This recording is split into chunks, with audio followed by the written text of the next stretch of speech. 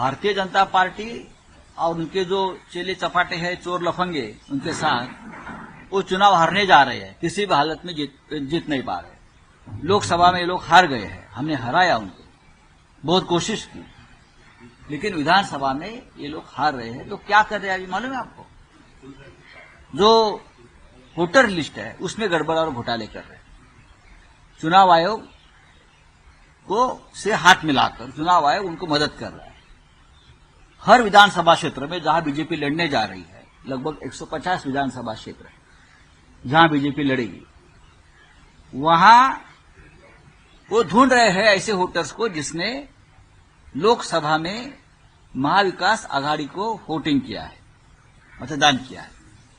ऐसे हर विधानसभा क्षेत्र से 10,000 वोटर्स को निकाल देंगे, डिलीट कर रहे हैं और उनके जगह पर 10,000 बोगस वोटर्स को डाल रहे हैं, क्योंकि हमारा जो जीतने की संभावना है वो कम हो जाए, क्योंकि कांटे की टक्कर है कुछ जगह पे।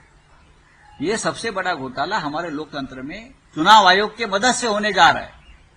हम ये मुद्दा सिर्फ देश में नहीं, इंटरनेशनल प्लेटफॉर्म पर भी लेके जाएंगे कि ये देश में क्या हो रहा है। ये गांधी नेहरू का देश है, ये डॉक्टर बाबा साहब आम्बेडकर का संविधान मानने वाला ये देश है।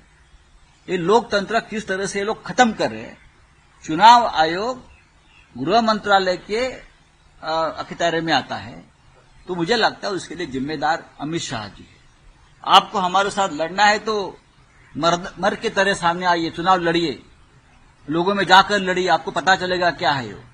आप हारने के डर से इस तरह से अगर घोटाले करेंगे तो ये देश नहीं रहेगा। चार प्रमुख नेता इस पूरे मास्टरमाइंड इस पूरे घोटाले के कौन नेता है?